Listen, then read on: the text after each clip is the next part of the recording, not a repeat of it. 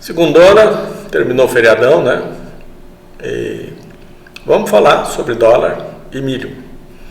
Eu vi aí que a gente já teve, nos últimos 60 dias, eu venho comentando a oferta de milho, venho comentando sobre o dólar e o milho, foi motivo aí de algumas discussões até bastante acaloradas, né? Mas porém muito positivas para todo o grupo. Lá do Telegram, né? Estou falando do Telegram. Quer entrar no Telegram? Aperta aí mais. Aí embaixo do Instagram ali tem entrada para o Telegram, entra lá no grupo, tá? Bem interessante. O pessoal lá tá afiado, tá de nível, né? O pessoal fala bastante, coisas positivas, entra muitas informações, muito legal. Então é interessante quem quer acompanhar esse mercado que esteja lá no Telegram também, né? Não esquece de se inscrever aqui, né? Faz favor, escreve aqui, dá um like para nós aí, importante a gente ter aí uma boa divulgação. Quanto mais liquidez a gente trouxer para esse mercado, melhor para nós todos, tá certo?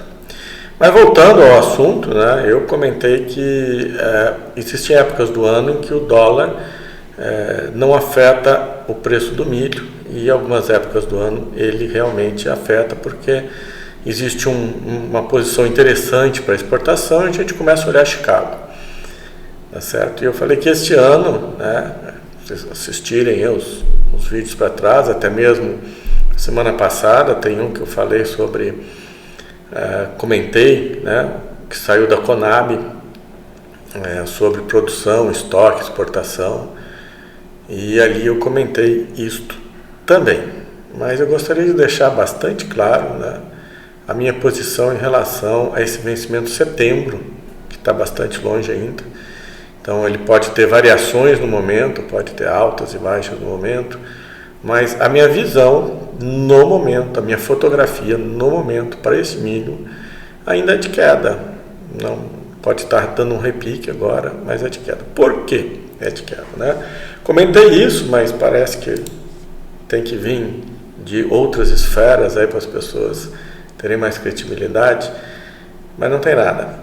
O que eu comentei, venho comentando há 60 dias, que acho difícil a gente alcançar 34 milhões de toneladas exportadas de milho. Estou tentando mudar aqui para a gente pegar aqui o de hoje, certo? Então, primeiro vamos ver isso aqui. Isso aqui saiu hoje, faz a projeção da soja, né? Soja com pequena diminuição projetado para agora, porque, né, já raparam tudo, né? 2020 está aqui, né? Coisa linda 2020. Vai que é um rojão, batendo todos os recordes de exportação a soja, remunerando muito bem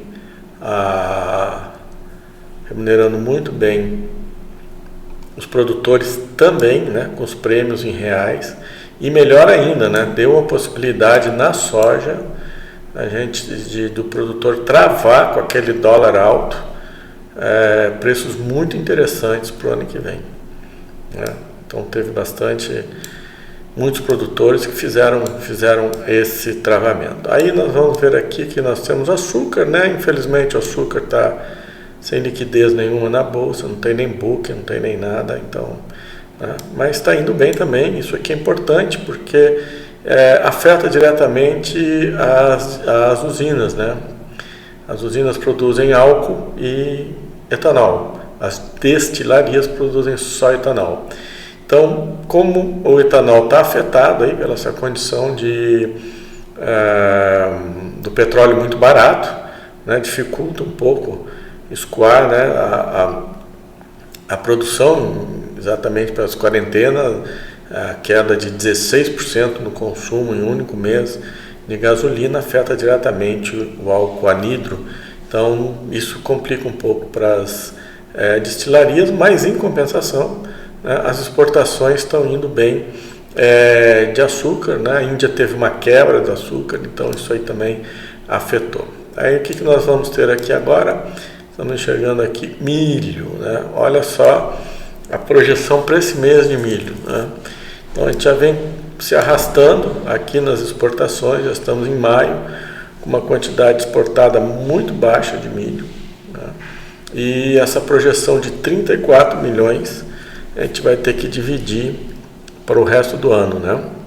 Vamos por que mesmo que melhore um pouco essa exportação atual, nós teríamos praticamente 30, né? 6 divide, a gente tem que exportar 5 milhões de toneladas por mês de milho, né? Para conseguir. Qual que é a dificuldade dessa exportação? É aqui, ó, de setembro para frente, quando a safra americana vai entrar com muita força.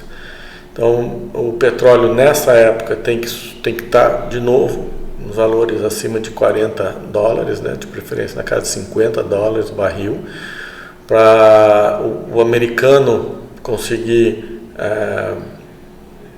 consumir parte dessa produção deles, que pode ser recorde aí, falam em 400 milhões de toneladas, né, o recorde deles. Mesmo que não seja, que venha a 380, é um volume absurdo. São 3,8 vezes a nossa produção, pode chegar a 4 vezes a nossa produção. E eles vão ter excedente e eles vão jogar no mercado e com certeza vão jogar de setembro para frente. E se nós não tivermos uma condição muito boa de exportação, a gente não vai conseguir alcançar os 34 milhões. Então você começa a ter um excedente aqui dentro. Consumo interno de 68 milhões.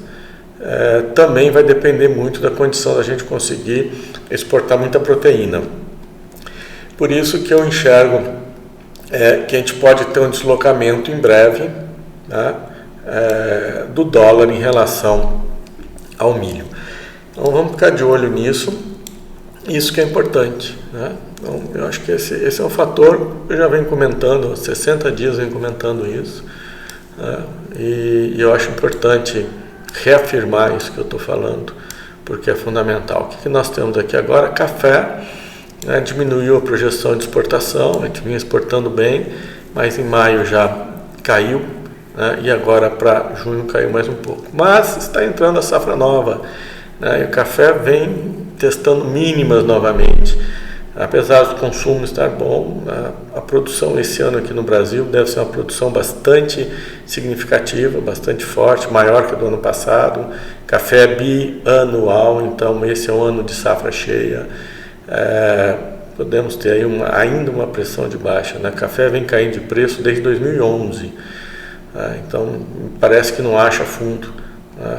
Então fica complicado, mas vamos prestar atenção no 88 lá fora. A gente aqui opera café olhando o gráfico lá de fora. Aqui a gente opera soja olhando o gráfico lá de fora. Tá? Não tem como operar pensando aqui. Tá? O que nós temos aqui agora?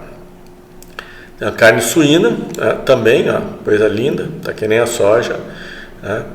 Importante que tomara que essa vire aqui uma reta para cima, né?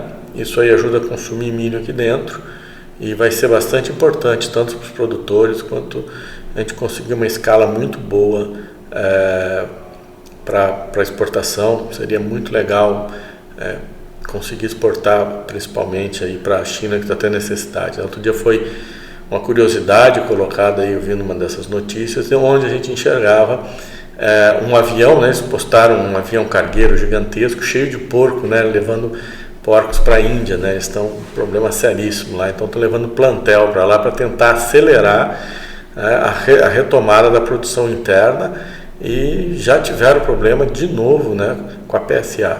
Então isso está bem animado e é o que pode, né, a gente ter aí um consumo maior interno, exatamente nessa exportação de suíno, então está bem legal isso aí, né? O frango, né, ele tem aí um padrão não muito diferente, está se mantendo dentro, um pouquinho acima aqui do padrão, também poderia subir um pouco mais, né? Vamos ver como é que ele vai se comportar. Também é importante, também é um grande consumidor de milho interno, seria bem legal, mas tá complicado, né? O boi vem se mantendo também com uma exportação bastante forte também, ó. batendo todos os recordes e pode continuar dessa maneira, né?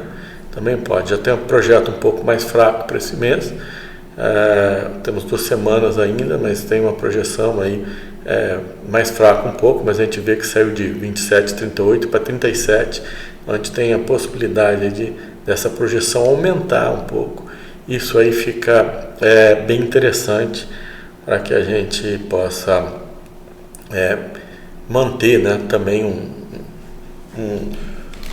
um valor de exportação bastante importante. Lembrando que quarta-feira, né, a gente vai ter um almoço grátis com o Alexandre, o Stormer, eu e a Lígia Pimentel, tá ok? Meio-dia. Lógico que o foco maior é em boi, né, porque é a grande especialidade dela, mas vamos falar das commodities em geral. Tá ok? Então, a segunda semana fica aqui postado. A gente enxergando então que tem aí uma dificuldade bastante grande de exportar milho por enquanto, né? Normalmente o primeiro semestre é fraco mesmo para o milho. O ano passado foi diferente, né? A gente começou a exportar milho já em janeiro, já em fevereiro, porque é de fevereiro a janeiro que a gente conta, mas enfim, a partir de janeiro do ano passado já foi bastante forte. Nós tivemos um ano inteiro muito forte, batemos recordes de exportação ano passado, acima de 40 milhões de toneladas, foi uma loucura. Foi projetado para esse ano 34 milhões de toneladas, mas não embalou ainda nesse primeiro semestre, né? Então, se a gente fechar junho com esses números fracos, nós teremos aí 2 ou 3 meses para conseguir uma boa exportação. Depois vai entrar a safra americana e aí começa a ficar mais complicado, mais difícil. É ainda um cenário a se estudar, né? Interessante a se estudar, mas tudo indica que a safra americana está correndo muito bem. Está correndo muito bem, então isso aí traz um fator ruim para o Brasil, né, como exportador. É um fator ruim para o Brasil como exportador. Mas vamos ficar observando. Tá? Mas vamos voltar aqui nesse nosso assunto. Então, olha lá, o que a gente está enxergando aqui, né? O dólar teve 3 semanas de queda, fechou a semana passada, na verdade, na sexta-feira, porque na quinta a gente não teve pregão, na quinta a gente estava aqui embaixo. Na sexta-feira, com aquela virada de mercado lá fora, aquele medo gigantesco aí de uma segunda onda do Covid, que pode realmente fechar novamente a economia, né? Lá a China está assustada, Pequim começou a aparecer alguns casos, estão isolando algumas regiões, eles estão com medo nos Estados Unidos também, apesar de hoje terem falado que vai ser assim mesmo, que eles não vão fechar, que eles não vão voltar atrás e que o americano que acostume com as mortes, porque eles não vão fechar mais a economia e dali para frente e não quer nem saber. Mas a Europa também tem esse problema de também ter que voltar atrás, né? Então está todo mundo bastante assustado e isso trouxe um receio na quinta-feira, que a gente estava fechado aqui, quedas muito fortes lá fora, com quase limite de baixa, e na sexta-feira o mercado respirou de novo, mas assim mesmo o dólar subiu, foi o que fez essa inversão da semana. Hoje é o primeiro dia da semana, então não dá muito para considerar. Tem muita coisa para acontecer essa semana, mas já deu uma tendência de alta e o que é mais importante, né, ficando aqui acima da nossa média de 20, né? Então ele perdeu a média de 9, confirmou que perdeu, mas perdeu a média de 20, aqui ficou confirmada que teria perdido, mas abriu hoje acima, então ficou difícil, né? Se eu fosse fazer uma operação semanal, não teria conseguido fazer, né? Teria feito uma venda aqui e já estaria estopado. Mas vamos esperar. Agora também a compra ainda não aconteceu. Mas isso é só uma alusão a acompanhar médias, tá certo? Se fosse acompanhar realmente uma média, eu teria usado a média de 9, né? E na média de 9 estaria bem tranquilo, né? Principalmente que ele passou, confirmou, né? E por pior que eu tenha saído aqui, foram 1.134 pontos em 90 dias. É um dinheirinho, né? Então é muito interessante. No milho também funciona muito bem a média de 9 no diário, muito legal. Tá? Então vamos ver o milho agora aqui, ó. CCM Food, aqui, ó. tá? No semanal, tá? Ele entrou, né, com uma compra, mas não deu stop, mas está negativo uma compra no semanal. Vamos ver através das bandas de Bollinger, que a gente sempre acompanha, esse aqui que a gente sempre acompanha ele, tá? E ele mantém aí uma tendência de alta no semanal, não perdeu a tendência de alta no semanal, né? Continua bastante firme. O que a gente precisa ver é se ele vai... deixa eu fazer uma coisa aqui. Pronto, ele não estava equacionado. Vamos lá, aqui que ele está equacionado, aqui que a gente estava olhando. Tá? Então, vamos acompanhar, né? Ele vem... o que vai ser importante a gente observar aqui? Agora mudou o gráfico. Tá? O que é importante a gente observar aqui? O que ele vai fazer... não pegou?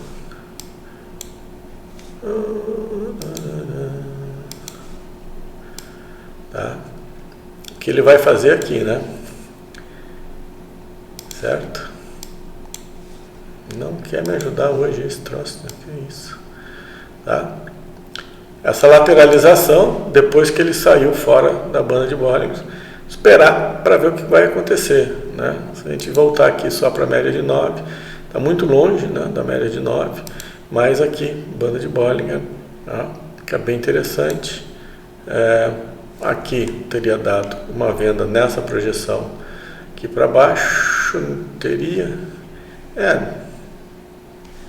não era os melhores dos mundos para fazer isso, né? Mas teria inside bar legal aqui, né? O inside bar ele ainda tem chão para cair. Mas, voltando ao nosso assunto principal, que é o milho com o dólar, né?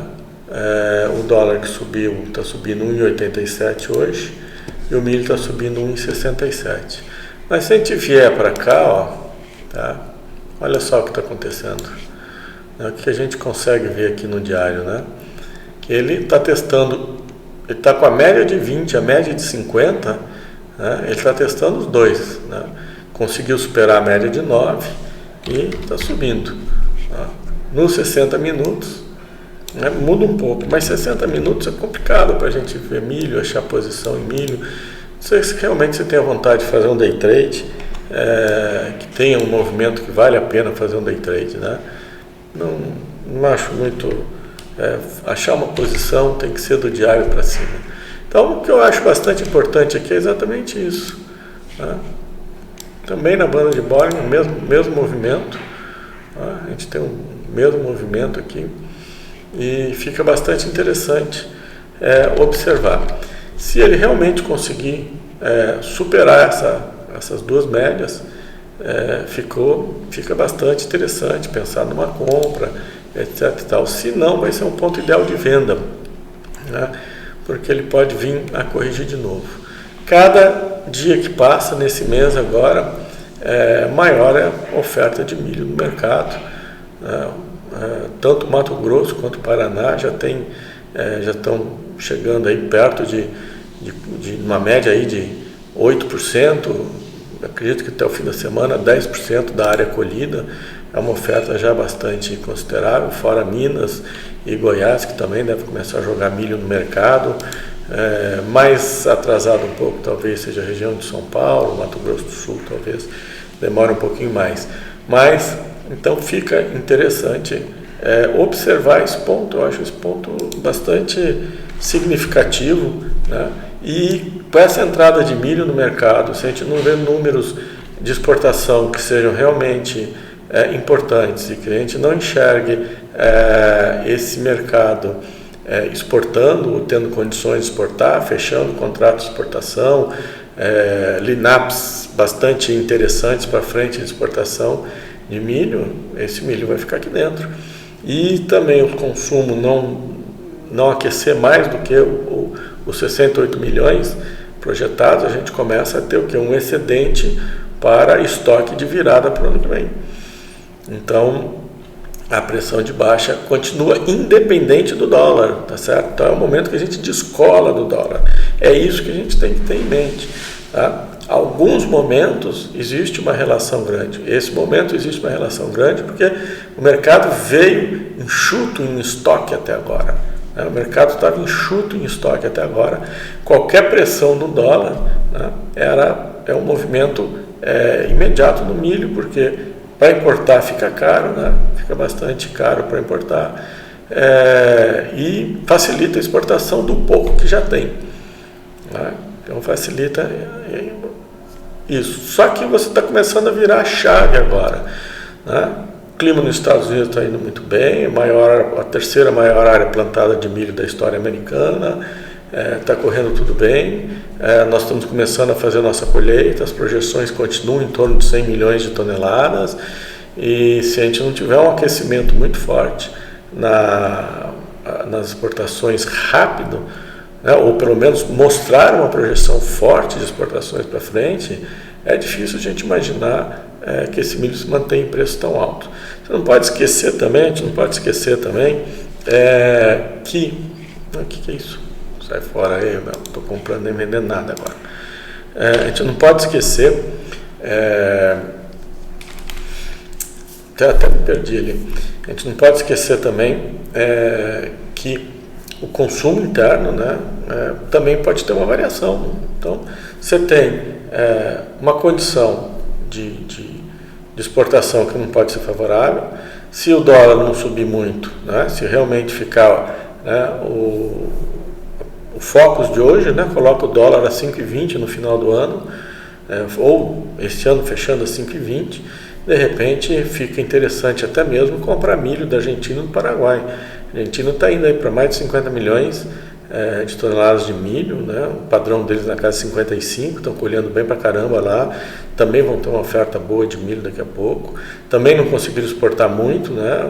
Essa seca do Rio Paraná aí afetou lá o calado no porto de Buenos Aires, então isso aí complicou também, fora todos os problemas que eles estão tendo lá políticos e de default, eles podem jogar milho aqui, né? Sendo viável, vem por caminhão, vem por trem, aí, uma parte por trem, a parte por caminhão, seja como for.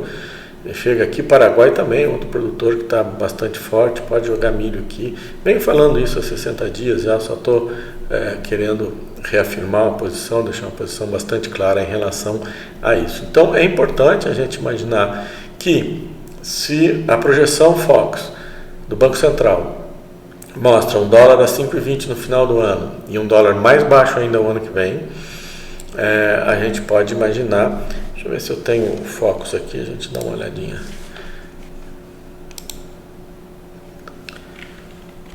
Ó, tá, vou até ampliar um pouquinho aqui.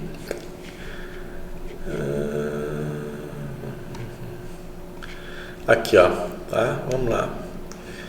Taxa de câmbio, ó, projeção feita hoje 5,20, 5 ano que vem e 4,80 em 2022. Projeção é que nem previsão de tempo, né? Sabe como é que é. Mas, né, a gente tem que pensar nisso, que a 5,20, com o americano produzindo um volume gigantesco de milho, a gente tendo colheitas muito boas que já estão concretizadas na Argentina e também no Paraguai estão se concretizando, é difícil a gente imaginar que mesmo com dólar alto a gente vai ter preço alto de milho, exatamente por causa disso. Então eu venho comentando isso, venho falando, estou reiterando de novo, né? Acho que teve um repique do dólar e agora teve um repique do milho de novo. A gente vai ter que realmente chegar e falar assim, olha gente, nós não vamos ter estoque de milho no final do ano, então o milho vai para a lua, que nem diz o Boa, né? Também. Mas no momento tudo indica que vamos ter uma oferta interessante de milho no mercado nacional e internacional. Inclusive a maior produção de alimentos desse ano, né? Segundo a ONU, a parte de alimentos deles, eles comentam exatamente isso, que a gente tem uma produção fantástica de grãos esse ano, de alimentos em geral, não só em grãos. Então a gente precisa prestar atenção para não ficar aí na epopeia de que o dólar vai para 6, 7, 8, que pode ir, o dólar é impressionante, e que então eu vou segurar, vou sentar em cima do meu milho, vou sentar na compra de um contrato, porque ele vai a 50, 60, 70 reais. A gente viu isso acontecer antes, né? A gente conseguiu observar aqui, ó, né? Conseguiu observar, ele bateu aqui nesse 55 aqui, foi lá em cima, né? E realizou 42. Né? Então é importante a gente imaginar como essas coisas funcionam, tá? A gente não imaginar diferente, né? Então aqui, ó, tá? Não, porque o dólar vai subir, porque o dólar vai cair, porque não tem milho, porque não sei o quê, porque papapá, caiu 10 reais. Tá certo? Subiu de novo, 5. Tá? Caiu de novo e está subindo. Vamos fazer um desenho aqui? Vamos ver se eu consigo fazer um desenho aqui. Vamos desenhar aqui, vamos ver como é que fica. Vamos ver se eu consigo desenhar aqui.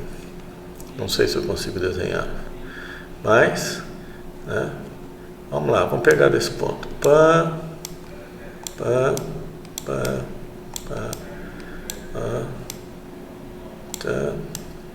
E daí?